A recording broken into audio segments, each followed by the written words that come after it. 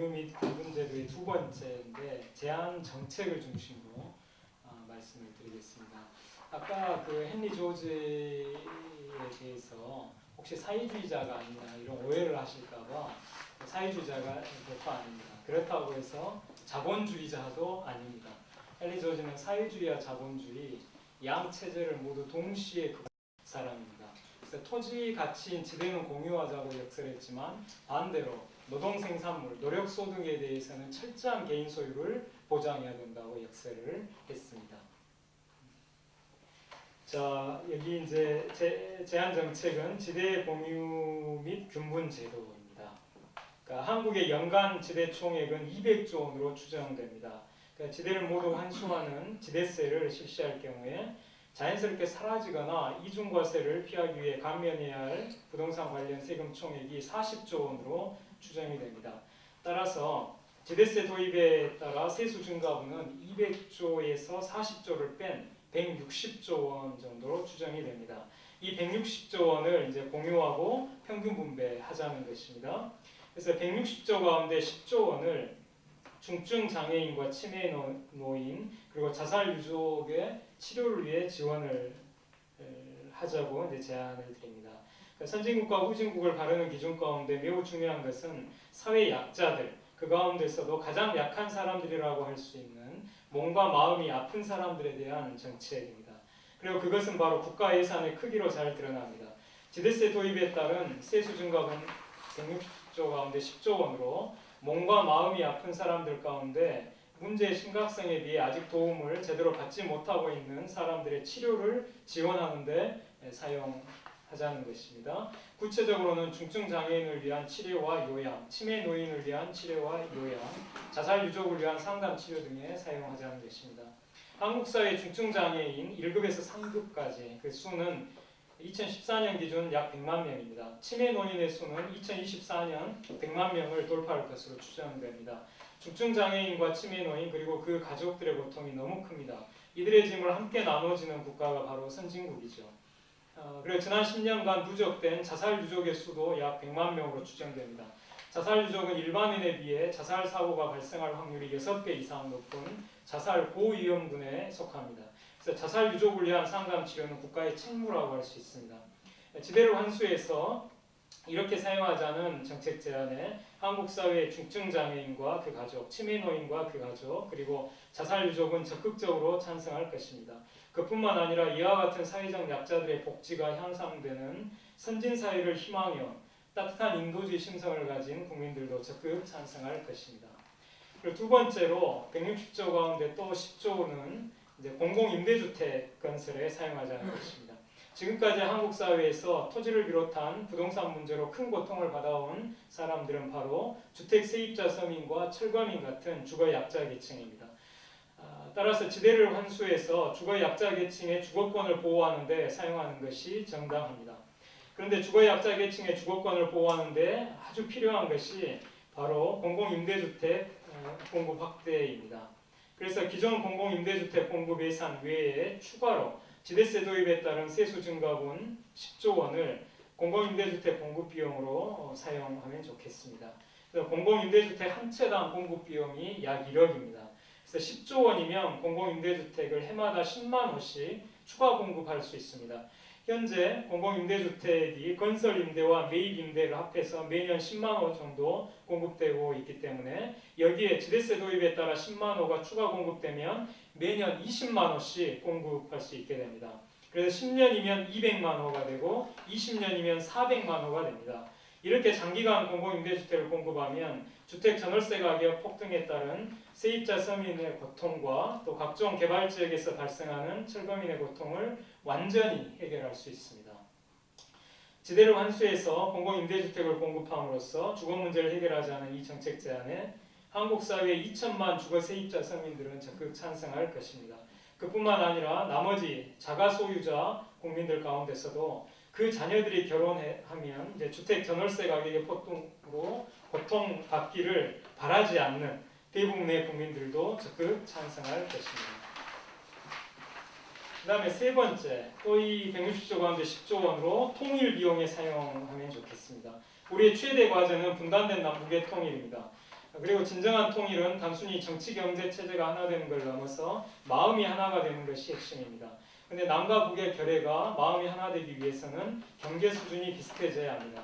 그러나 남과 북의 경제 격차가 매우 큰 것이 현실입니다. 따라서 남과 북의 경제 격차를 좁혀 진정한 통일로 나아가기 위해서는 남이 북의 경제 수준을 끌어올리기 위해 통일 비용을 지불할 수 있어야 합니다. 관건은 무엇으로 통일 비용의 재원을 마련할 것인가입니다. 지대세 도입에 따라 그 세수 증가분 10조 원을 해마다 통일 비용으로 적립하고 사용하면 좋겠습니다. 그래서 통일을 준비하고 실현합시다. 남북 통일을 이루기 위해서는 현실적으로 통일 비용은 반드시 마련해야 합니다. 따라서 지대를 환수해서 통일 비용을 마련하자는 이 정책 제안에 분단된 민족의 통일을 영원하는 국민들은 적극적으로 찬성할 것입니다. 그리고 네 번째로 이 160조 원 가운데 10조 원을 공적 개발 원조에 사용하자는 정책 제안을 드립니다. 세계의 기아와 빈곤 문제는 인류의 양심을 괴롭히는 문제로서 인류의 수치입니다. 이 문제를 해결하기 위해서는 공적 개발 원조 ODA라고 합니다. 이것을 위한 재원을 반드시 마련해야 합니다. 제프리 삭스가 빈곤의 종말에서 아주 설득력 있게 제안했듯이 공적 개발 원조는 극빈 국가들이 스스로의 힘으로는 결코 빠져나올 수 없는 빈곤의 함정에서 나올 수 있게 해주는 유일한 사다리입니다. 여기 그 그림의 빈곤의 함정을 이렇게 보시면 맨 좌측에 그 빈곤한 가게가 이제 위로 그 기본적 필요에 이렇게 충당을 하면 그 이제 오른쪽 하단으로 이제 세금을 납부할 돈이 없죠. 그 세금을 못 내니까 정부의 공공 투자 예산이 없게 되고 여기서 이제 끝나버립니다. 그리고 가계 저축을 할 수가 없게 되니까 1인당 자본이 이제 하락하게 됩니다. 인구 증가와 이제 자본의 감가가 여기에 또 부정적 영향을 미치죠. 그래서 마이너스 경제 성장이 이루어지고 거기에 따라서 다시 더욱 빈곤해지는 이런 이제 빈곤의 악순환에 이제 이렇게 빠지게 됩니다. 그런데 21쪽에 이제 그림을 보시면 이 빈곤의 함정을 깨뜨리는데 공적 개발 원조가 아주 중요한 역할을 이제 감당을 합니다. 맨 좌측에 그 빈곤한 가계가 이제 기본적 필요에 사용을 하는데 그 아래에서 공적 개발 원조가 인도주의적 구제를 이제 합니다. 그리고 동시에 공적 개발 원조에서 우측으로 공공 예산을 위해 예산을 지원을 해줍니다. 그러면 이제 정부가 그 공공 예산으로 공공 투자를 하게 되고 또 공적 개발 원조에서 소액 금융을 통해서 또 각 개인에게 자본을 공급을 합니다.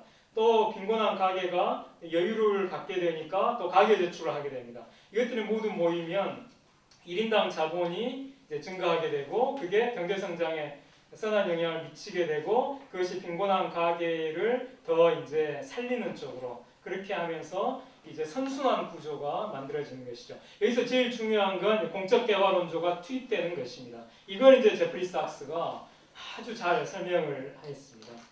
한국은 해방 직후부터 국제사회의 긴급 구호를 받은 걸 시작으로 해서 한국전쟁 후에 전후복구를 위해 본격적으로 국제사회의 지원을 받기 시작했는데 한국이 국제사회로부터 지원받은 금액이 모두 약 120억 달러입니다. 그러므로 한국이 공적개발 원조를 위해 노력하는 것은 기본적으로 지난날 국제사회에 진 사랑의 빚을 갚는 것이라고 할 수 있습니다.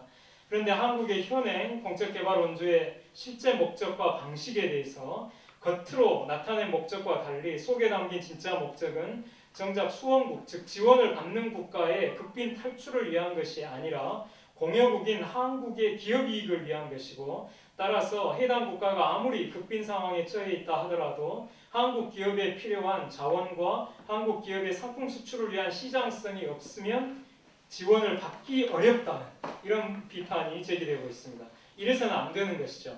향후 한국의 공적개발 원조의 방식과 목적은 공여국인 한국이 아니라 명실상부하게 그 지원을 받는 국가를 위한 것이 되어야 합니다. 2013년 현재 한국이 공적개발 원조를 위해 사용하는 약 2조 원에 더해서 지대세 도입에 따른 세수 증가분 10조 원을 해마다 공적개발 원조의 무상 원조를 위한 비용으로 사용하면 좋겠습니다.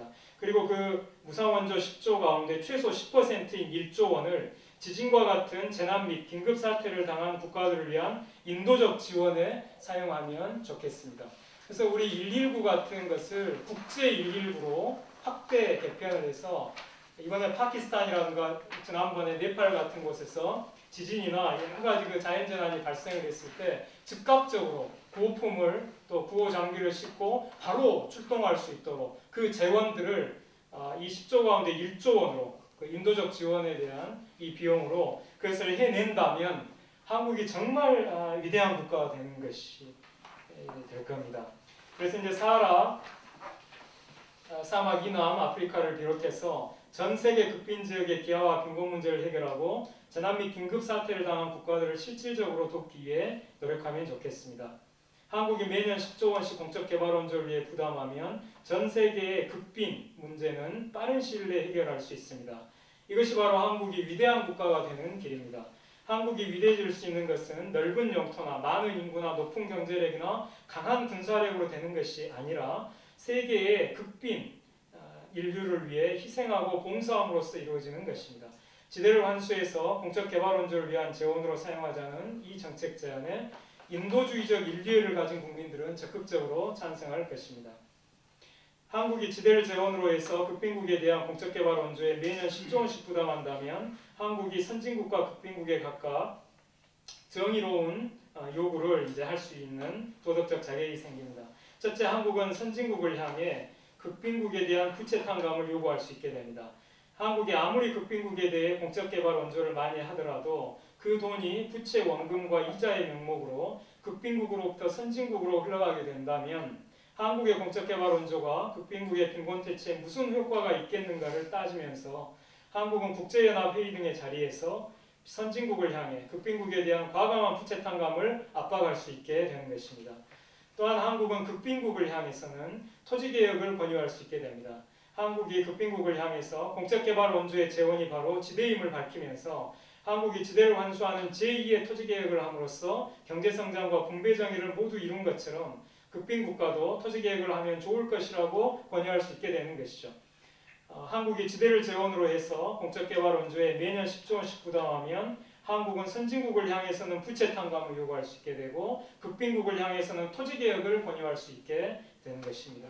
그리고 이 두 가지가 실현된다면 극빈국의 빈곤은 완전히 퇴치될 것입니다.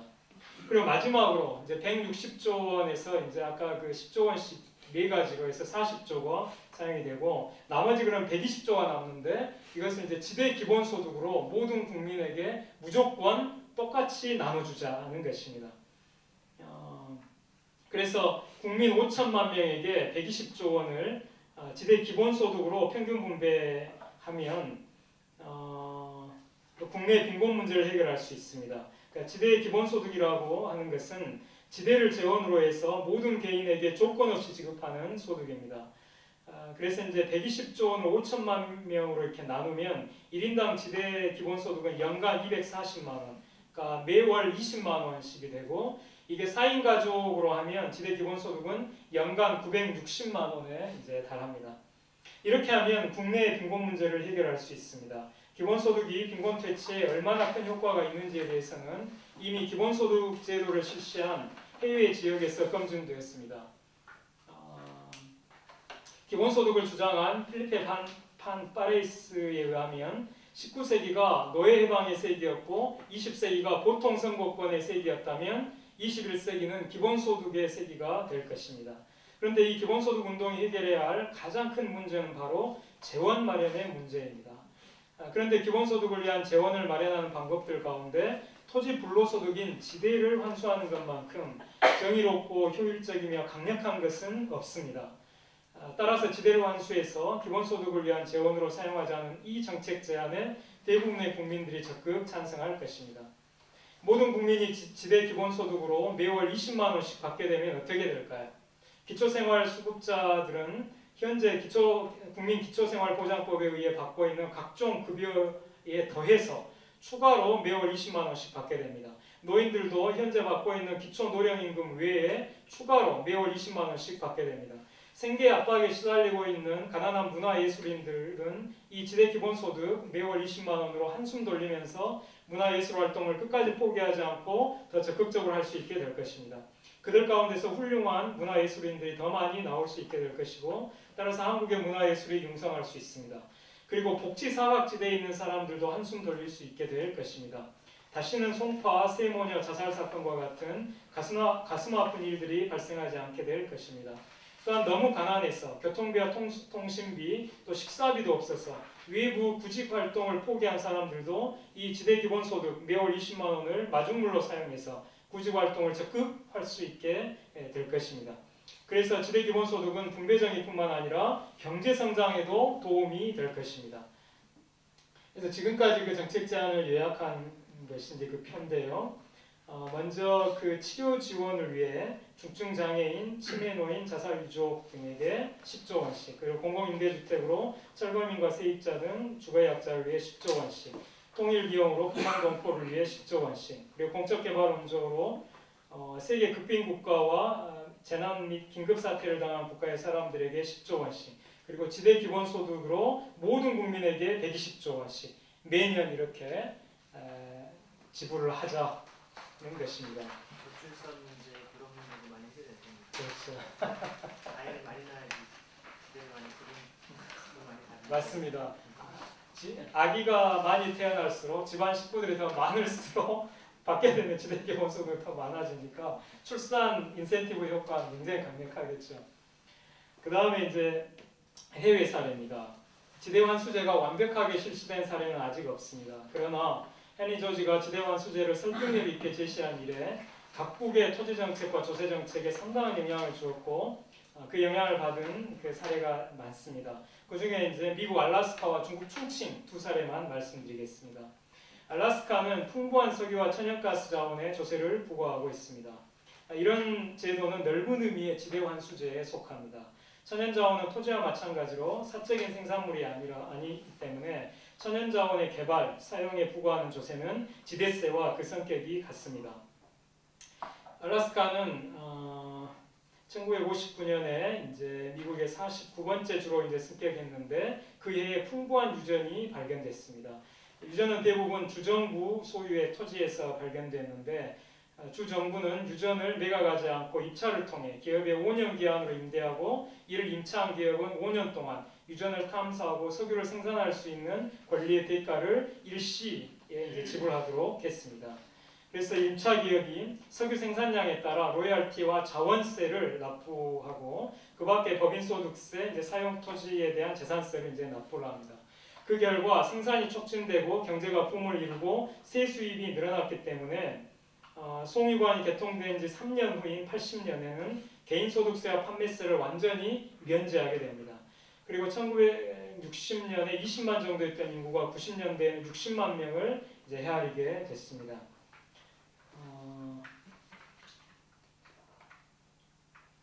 그 맨 밑에서 둘째 줄입니다. 카운티와 시 등 지방 정부는 이제 이 수입 중에 2억 4천만 달러를 보조금으로 수령했고 이 밖에도 간접적인 혜택을 보았습니다.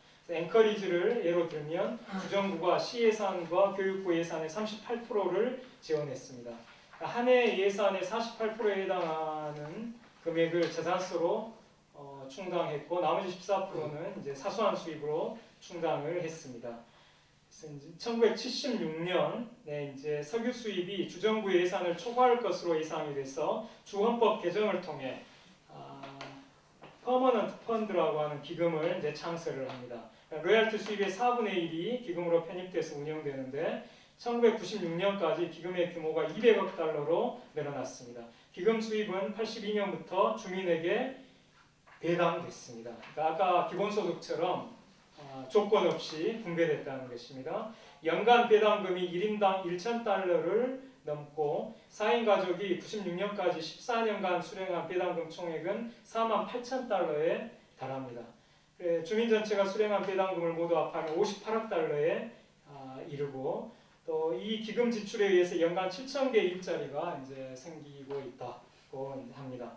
그러니까 이제 미국 알래스카 사례는 석유 자원의 그 수입을 주정부의 공공재정으로 사용하면서 공유를 하고 그리고 또 남으니까 남은 것을 알래스카 주민들에게 1인당 평균 분배를 해주는데 해마다 1,000달러 전후로 지금 한 2,000달러 정도 지불하고 있는 것 같아요. 그 다음에 이제 중국 충칭인데요. 현재 중국 충칭의 인구는 3천만 명이고 세계에서 가장 빠른 속도로 경제가 성장하고 있습니다.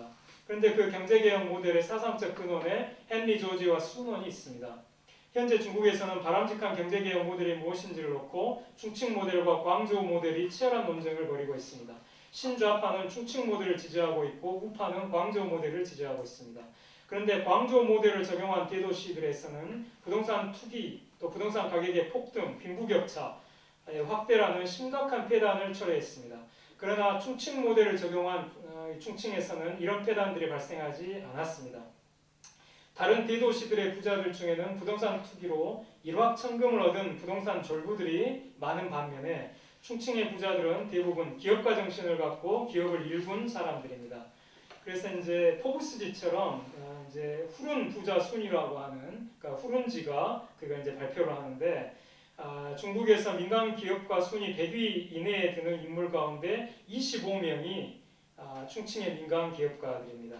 그러니까 지금 충칭은 저소득층의 주거 문제와 실업 문제를 해결하면서 놀라운 경제 성장을 보이고 있습니다.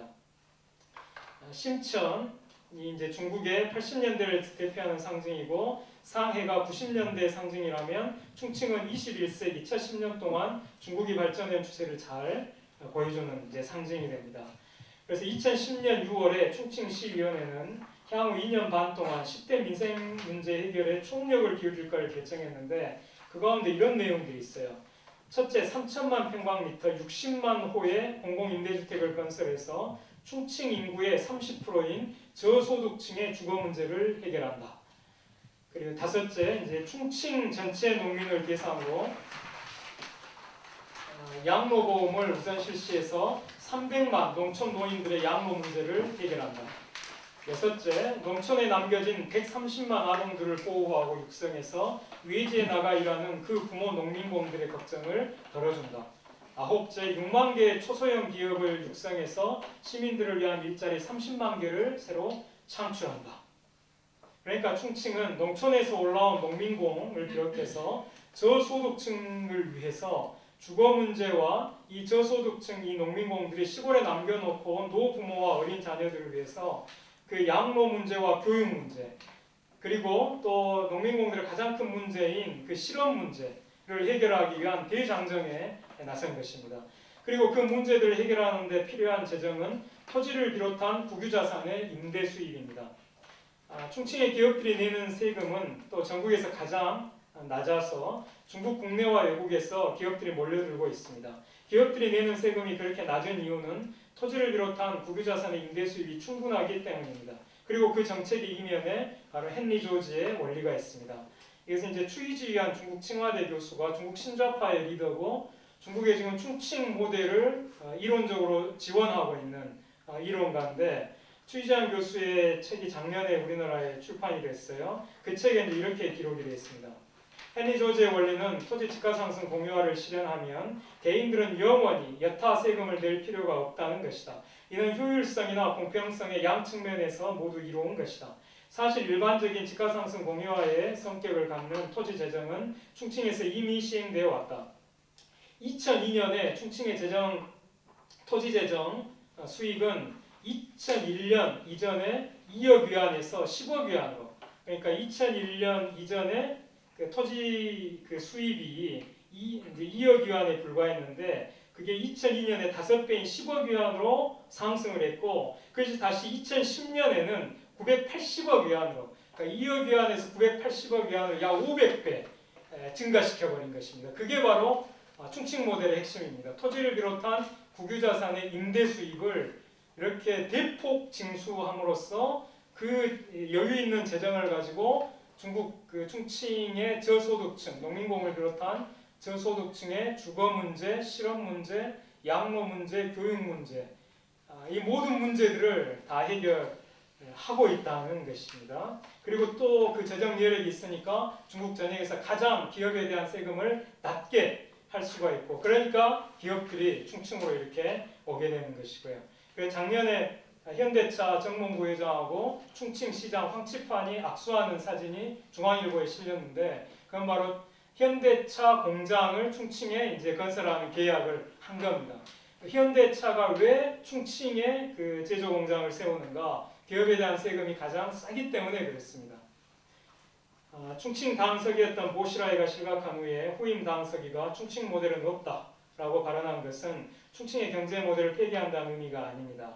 그것은 중국 인민에게 인기와 권력을 얻으려 한 보시라이에 의해서 충칭 모델에 더 씌워졌던 과거 문화 대혁명에 준하는 참홍 타흑, 그러니까 이건 붉은색, 사회주의 사상을 노래하고 검은색, 조직폭력과 그에 연계된 부패 관료를 타도한다는 이 참홍타흑 운동의 초법적이고 폭력적인 폐단을 폐기한다는 의미입니다. 그래서 그 후임 당서기는 충칭 모델은 없다는 발언 직후에 충칭의 경제개혁 개방 정책은 유지된다라고 이제 발언을 한 것입니다. 이것을 오해해서 보시라의 실각 후에 충칭의 경제 모델이 폐기되었다고 판단하는 일부의 전문가들이 있는데 그건 오류입니다. 보시라이가 충칭 당서기로 재직할 당시에 그 일파였던 황치판이 충칭 부시장이었는데 이 황치판은 충칭 경제 모델을 실제로 기획하고 추진한 사람입니다. 그런데 보시라이가 실각한 후에 황치판이 실각하기는커녕 오히려 충칭 시장으로 승진한 것은 중국 지도부가 충칭의 경제 모델을 폐기하지 않고 오히려 중시하고 있다는 증거입니다. 중국이 충칭의 경제 모델을 전국으로 확대하게 되기를 바랍니다. 그래서 중국이 부동산 투기와 실업과 빈곤이 없는 나라, 명실상부하게 소강에서 대동으로 나아가는 사회가 되기를 바랍니다. 그리고 그 충칭의 성공 사례를 북한이 본받아서 경제개혁 개방에 성공하게 되기를 바라고, 더 나아가 남한도 지배를 환수하는 경제계획을 해서 남과 북이 모두 지배를 환수하는 체제로 경제체제 통일에 한 발 더 다가서게 되기를 간절히 바랍니다. 오늘 이 정도로 마치겠습니다. 그러면 질문 있으시면 혹시 질문 주시기 바랍니다.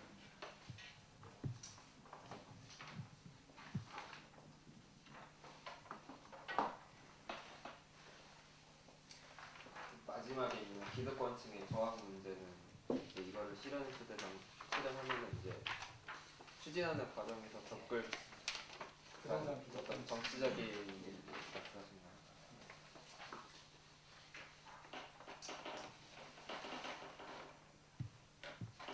예.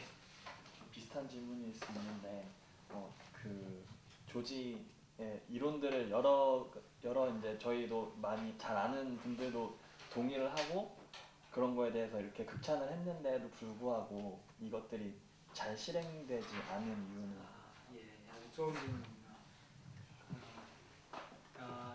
전 세계 사상계가 이제 좌와 우로 이렇게 나뉘면서 한쪽에 이제 사회주의 계열은 토지와 자본을 모두 공유하는 걸 주장하고 반대쪽의 자본주의는 토지와 자본을 둘 다 사유, 개인 소유하는 걸 주장을 했죠. 헬리주의 사상은 사실 토지 가치를 공유하고 노동 생산물의 일종이 이제 자본인데 자본에 대해서는 사유, 개인 소유를 이야기합니다. 그러니까 토지 공유와 자본 사유라고 하는 사상 체계이기 때문에 이 좌와 우의 양 체제의 그 중간에 있는 체제가 되는 것이고, 그래서 이것이 전 세계의 주도권을 장악한 이 양측에 의해서 그 설 자리가 이제 없었던 것이죠. 그리고 그러니까 톨스토이의 말처럼 이 헨리 조지의 대안이 실행이 되면 분배 정의와 경제 성장 또 거기에 대해서 이제 생태 환경 문제까지 상당한 정도로 해결할 수 있다는 것이 논리적으로 이제 증명이 됩니다. 그럼에도 불구하고 왜 이걸 실행하지 못했는가? 그래서 한마디로 얘기하면 부동산 기득권층이 사회를 지배하고 있고 그 지배를 돌파하면서 이 계획을 이뤄낼 수 없었기 때문입니다. 지금까지.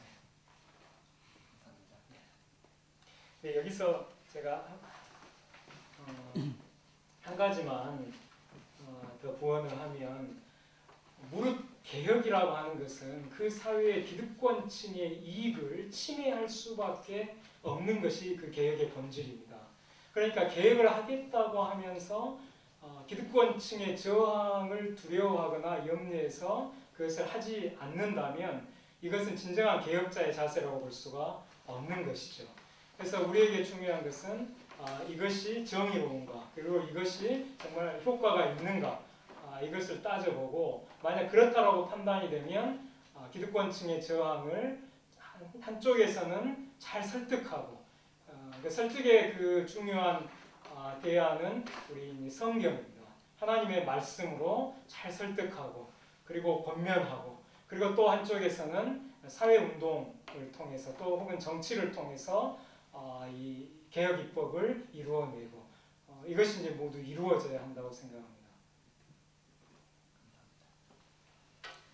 그 예전에 이제 말씀하시기를 우리나라 같은 경우 이제 그 초기에 국회의원들의 대부분이 지주였기 때문에 당연히 지주를 위한 법이 입법되었지 뭐 일반 서민을 위한 법이 입법되지 않았다고 하신 것 같은데 그 부분에 대해서도 좀 설명을 해주시면.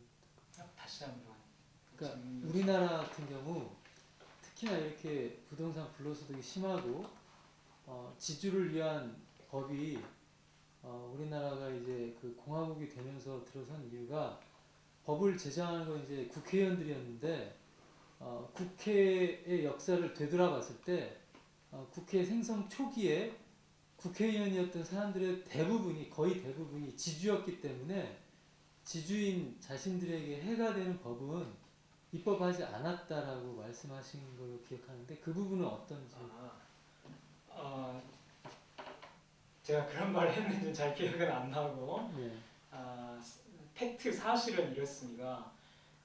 재헌 국회에 이제 의원들의 이제 다수는 이제 말씀하신 것처럼 지주들이 많겠죠, 당연히.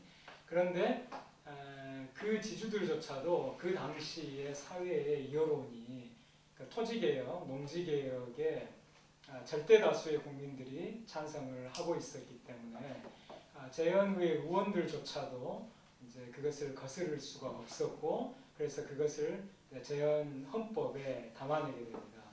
그래서 이제 농민들의 가장 중요한 문제였던 농지 개혁의 이제 철학적 기초가 경자 유전인데, 그러니까 농지를 경작하는 농민이 유전, 그 밭을 땅을 소유해야 한다 하는 그 원칙이 그 재헌 헌법에 반영이 됩니다. 그러다가 그게 이제 그 50년 이제 한국 전쟁을 기점으로 해서 한국 사회가 이제 보수화되면서 그런 이제 개혁 그 정신들이 퇴조를 하게 되고 그러면서 전반적으로 이제 사회가 보수화되고 또 그런 세력들도 점차 이제 개혁 세력들도 그 설자를 잃게 되는 그런 상황이 발생했다고 볼 수 있습니다. 그 여담입니다만 그 우리 한경진 목사님 다 잘 아시죠? 그 영락교회를 이제 세우시고 한국 교회 이제 어른으로 이제 존경을 받았던 분이죠. 이분이 이제 이북에서 월남을 하셨잖아요. 그래서 이제 한국 이제 반공 기독교의 이제 핵심 인사가 이제 되시는데, 근데 이분이 월남하기 전에 해방 직후에 북한의 그 신의주에 사셨는데 신의주를 이렇게 기반으로 해가지고 최초의 이제 기독교 정당이라고 할 수 있는 기독교 사회민주당을 창당합니다. 근데 그 기독교 사회민주당의 그 강령에 아까 그 순원의 민생주의하고 대한민국 임시정부의 경제정책이 있었던 그런 내용들이 반영이 돼요. 그래서 그 대지주들의 그 토지 소유 문제하고 대기업들의 그런 문제에 대해서 매우 개혁적인 그런 정책들을 내놓게 됩니다. 그걸 그 주도한 사람들이 바로 이북의 기독교인들이었거든요.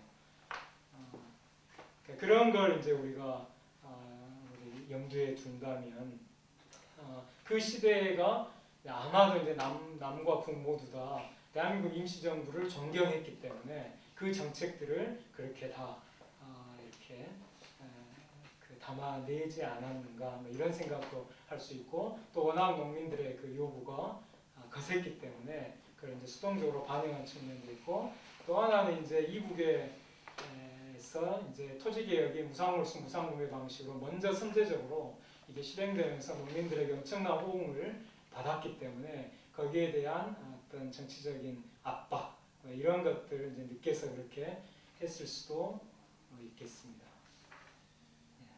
혹시 또 다른 질문 있습니까? 지금 저 계속 이제 해외 정치에 대해서 여태까지 배우는 거에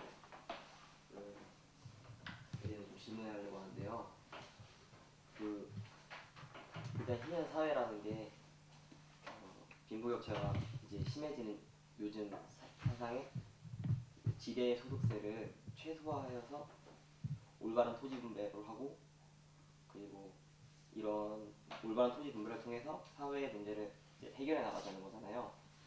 근데 제가 드는 생각이 어디서부터 고쳐 나갈 것인가를 생각해 보면은 지금 토지를 가진 사람들이 욕심을 버려야 된다고 생각합니다. 근데 그건 사실상 어렵기 때문에 법으로서 제도로서 그거를 개혁을 해야 되는데, 현재 그냥 정치 그런 걸 보면은 절대 그거는 또 이루어지지 않을 것 같은 사회라고 생각돼가지고 되게 그 희년이란 그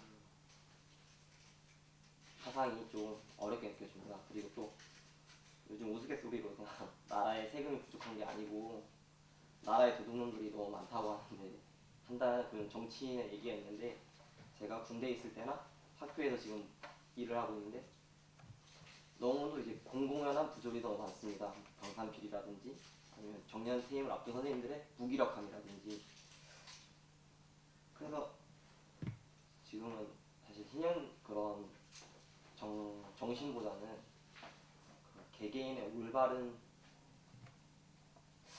행동, 도덕심을 좀 깨워주는 것이 더 올바른 방안이지 않을까 생각되는데, 그런 거에서 좀 이 희년 세대가 좀 어떻게 다가가야 할지 궁금해가지고 질문했어요. 예, 좋은 질문인데요. 예전에 우리 소천하신 예수원의 대천덕 신부님이 1960년대부터 한국 사회에 바로 성경의 토지법과 헨리 조지의 대안을 돌아가실 때까지 41년 동안 외치셨습니다. 한국교회. 그래서 그 대통령 초청 기도회라든가, 심지어는 김대중 씨가 동교동에 가택연금 당하고 있던 80년대 동교동까지 찾아가서 이것을 제안을 하고 말씀을 드리는 그런 노력을 합니다. 그리고 이제 국회의원 신의회 모임이나 이제 재정경제부나 건설교통부의 고위 관료들의 신의회 모임 등에 강사로 초청돼 가실 때마다 이 개혁 정책을 이제 말씀을 하셨습니다. 근데 이 대천덕 신부님이 그러면 우리는 어떻게 할 것인가라는 질문에 대해서 영어 알파벳 P로 시작하는 그 세 가지를 말씀하셨어요. 하나는 프레어, 기도, 골방의 손으로 이걸 실행을 위해 기도하고 합심해서 기도하고, 그 다음에 프로클레이밍, 기회 있는 대로 전파하는 것이죠. 인터넷 언론에 기고하거나 또 교회 주보에 게재를 하거나, 또 제가 오늘 여러분께 하는 이런 강의도 이런 전파하는 것이죠. 마지막 세 번째는 political pressure, 정치적 압력을 가하는 것인데, 이것은 시위라든가 아니면 투표라든가 아니면 정치인들에 대한 개별적인 이런 그 제안, 이런 것들이 모두 되고, 나중에 이제 이런 뜻을 가지고 있는 정치 세력이 서면 그 정치 세력이 정권을 이제 잡을 수 있도록 하는 그러한 정치 활동까지 모두 포괄한다고 할 수 있습니다. 바로 이 세 가지 노력을 통해서 우리가 이 사람들에게, 특히 이제 부동산 기득권층에 있는 사람들에게 하나님의 뜻이 무엇인지 이야기를 하고, 그래서 그 사람들이 자발적으로 이것을 받아들이는, 그래서 이제 상상을 하는 것인데요. 이제 서울 강남에 그 부동산 부자 기독교인들이 플랜카드에 강력한 부동산 개혁 정책을 이제 실시하라고 시위를 하는 것이죠. 우리가 세금을 기꺼이 더 많이 낼 테니까 더 강력한 부동산 개혁 정책을 실시하라. 지난번에 이제 무력화된 종합부동산세 같은 것을 오히려 더 강화시켜라. 이런 시위를 이렇게 하게 되는 것, 이것이 이제 꿈꾸는 것이죠. 그리고 이제 하나님의 말씀에는 이 역사하는 힘이 있다고 우리는 믿습니다. 그래서 이 말씀이 그 혼잡하게 되지 않고 아주 순전하게만 대연이 되면 설교가 되고 전파가 되면 반드시 그 말씀은 그 열매를 맺을 것이라고 생각을 하고요. 그런 점에 있어서 우리가 하나님의 말씀을 기초로 해서 이 전파하는 노력을 정말 힘써야 됩니다. 그러나 이것만으로는 이루어지지 않고 반드시 이게 같이 이제 가야 됩니다.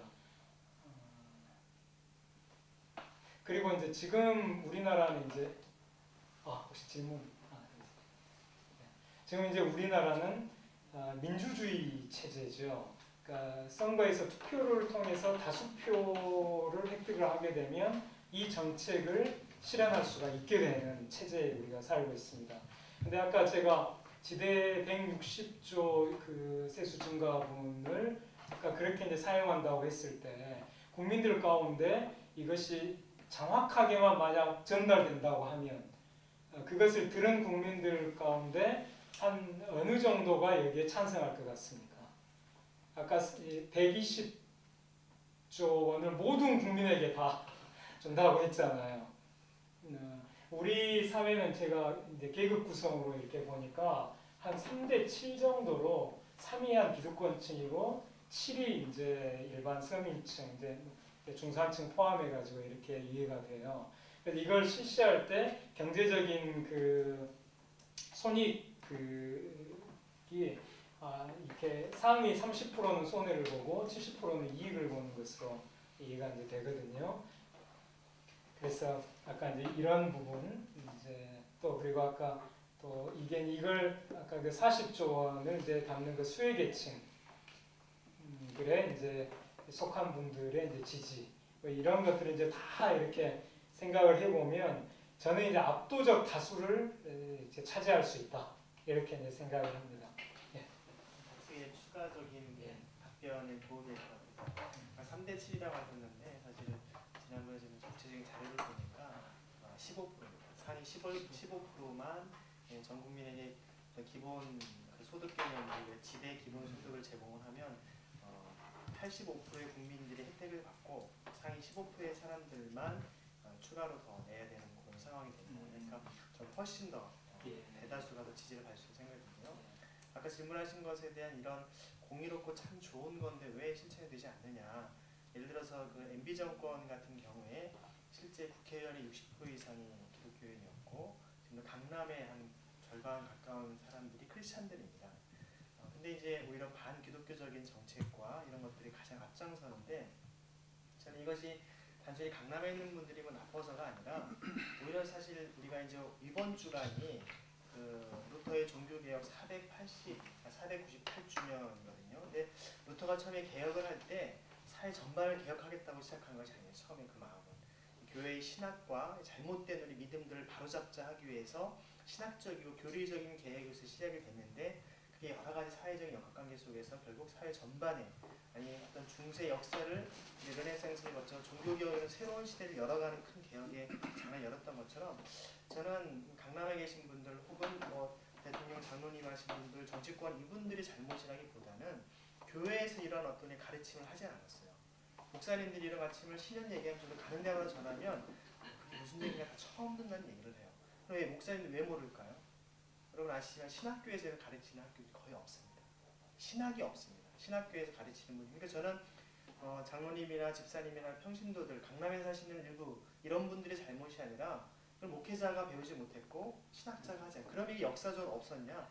그렇지 않다라는 거예요. 우리가 지금 아까 말씀하신 지금 톨스토이라든지 혹은 헨리 조지라든지 뭐 수는 이런 여러 가지 역사적인 거슬러 올라가듯이 초대교회에서부터 사실 역사적으로 계속 그런 하나님의 그 토지법에 기초한 사상을 가르쳐 왔는데 우리가 사실 불편한 진실로 우리 교회가 더 기득권으로서 그것들을 가려왔기 때문에 이제는 그 진리를 드러내는 역할들을 좀 해야 된다. 저도 그런 사명을 가지고 하고 있기 때문에 저는 이런 개혁의 시작은 사실 암울하다기보다는 더 많은 크리스찬들이 지금 더 그런 부를 누리고 있는 상황이기 때문에 정말 하나님 앞에 말씀을 통해 바른 희년의 이 복음들을 외치고 더 선포하고 또 알려주면 적어도 다음 세대 때에는 모두가 정말 이것을 공감하고 그런 개혁을 이룰 수 있는 그런 꿈을 꾸는 것이 좀 더 그리스도인의 바른. 왜냐하면 성령께서 그 마음을 주시면 우리가 못하는 초대교회 역사처럼 탐욕을 버리고 진정한 코인노니하는 일들이 일어나지 않겠습니까? 그런 차원의 좀 답변을 대신 하고 싶었습니다.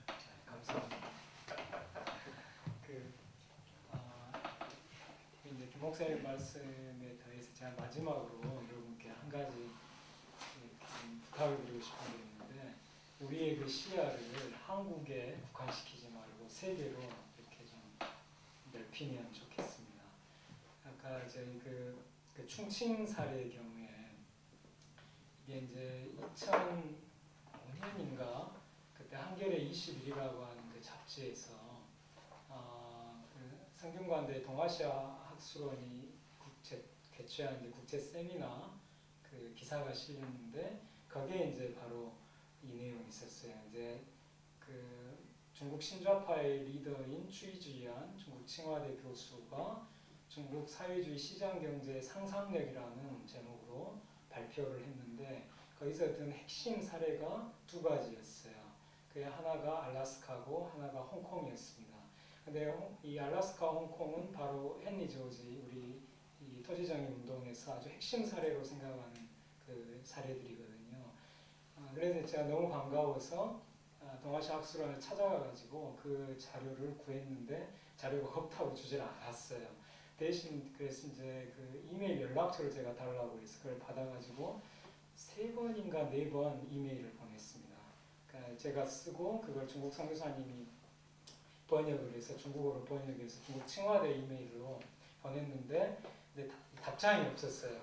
알고 보니까 이제 안식년으로 미국에 가 계셨고 칭화대 그 거기로 이제 잘 안 들어오셨던 모양이에요. 근데 그때 제가 거기 보낸 거에 뭐라고 썼냐면, 당신이 이야기한 알래스카, 홍콩의 사례는 우리 헨리 조지 토지정의 운동의 핵심 사례로 생각하는 것이고, 헨리 조지는 당신 나라의 국가의 아버지로 추앙받는 순원에게 깊은 사상에 영향을 미친 사람이다. 그래서 이제 국제 그 헨리 조지 연구 사이트를 이제 홈페이지를 가르쳐 주면서 거기 들어가면 무한정한 그 자료를 다운받을 수가 있거든요. 그래서 여기 들어가서 연구를 해보고, 그리고 당신이 추진하는 이 신좌파의 이 상상력, 이 실천이 중국에서 정말 실현되고, 그래서 북한이 이제 중국의 그 개혁개방 성공을 이렇게 모범으로 삼아서 북한도 바로 이 방향으로 개혁돼 가기를 난 진심으로 바라고, 그런 점에서 당신과 연대하고 싶다. 이렇게 이제 보냈던 거예요.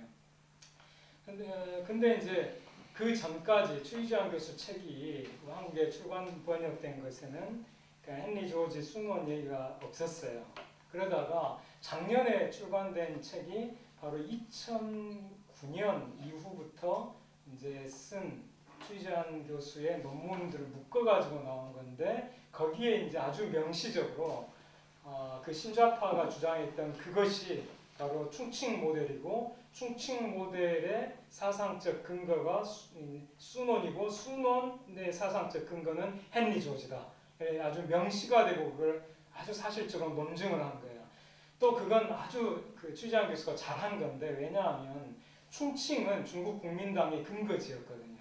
상해에서 중경까지 일본군의 공격을 피해서 우리 대한민국 임시정부하고 중국 국민당이 충칭, 중경으로 이주를 하고, 그래서 그 중국 국민당의 근거지였기 때문에 그 충칭 시민들이 순원을 존경하거든요.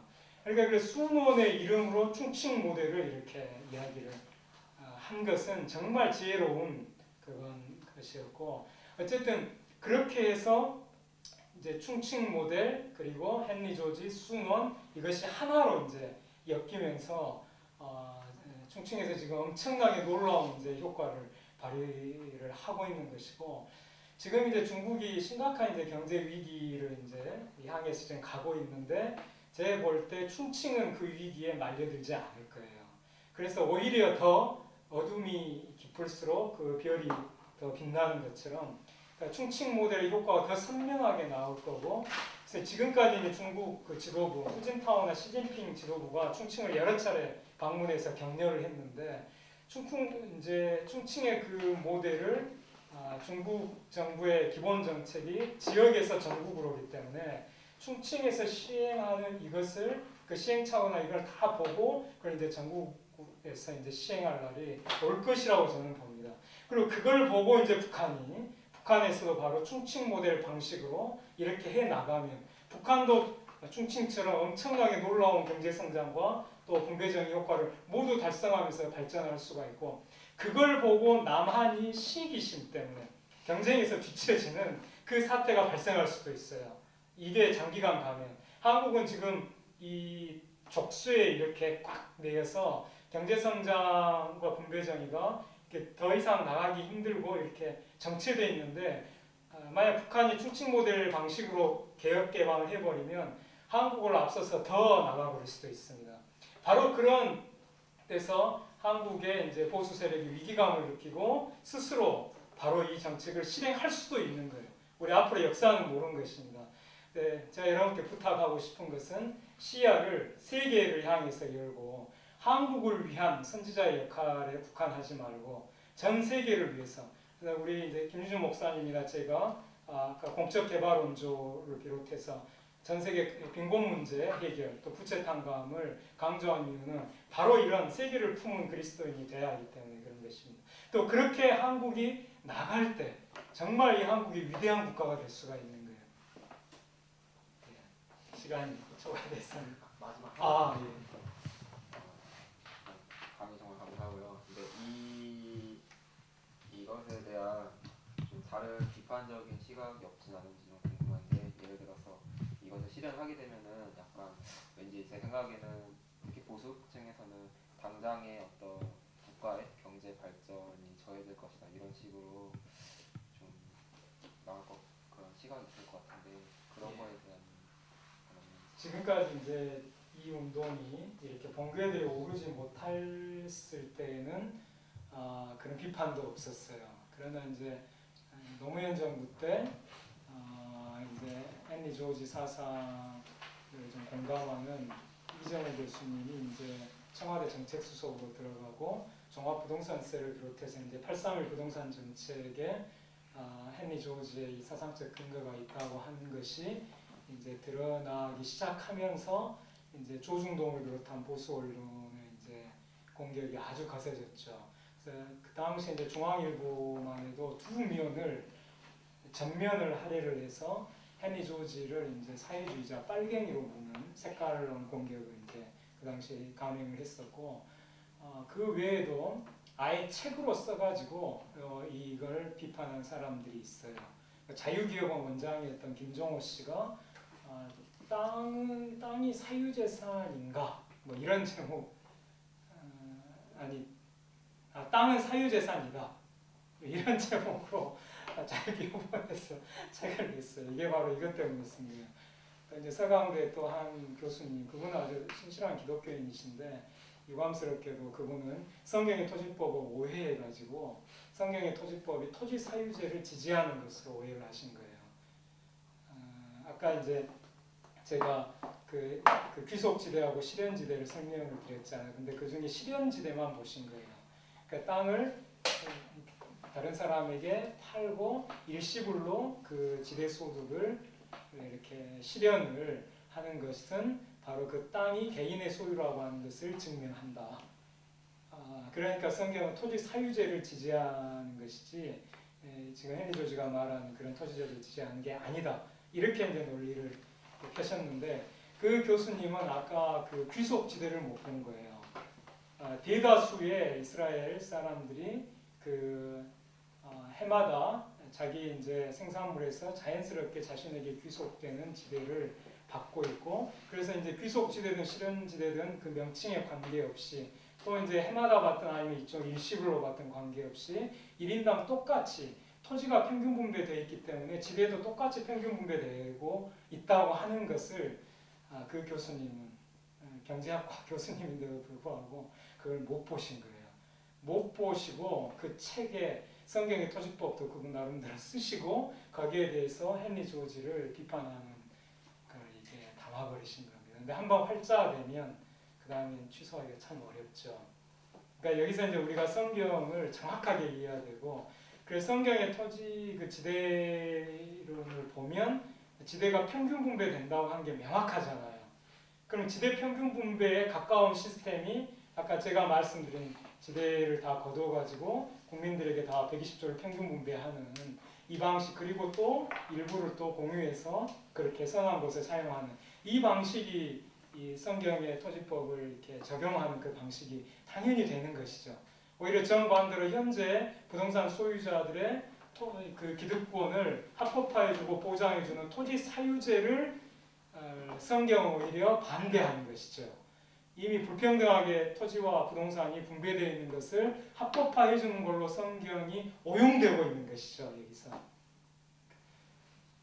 바로 이제 그런 점이 우리가 깨어 있어야 되는 이유이기도 하고, 그런 분들에게 우리가 적극적으로 이것을 잘 알려야 되는 이유이기도 합니다. 이분들이 알게 되면 다시 돌아설 수가 있기 때문에 그렇죠. 네, 이 정도 마치겠습니다. 박수로 감사합니다.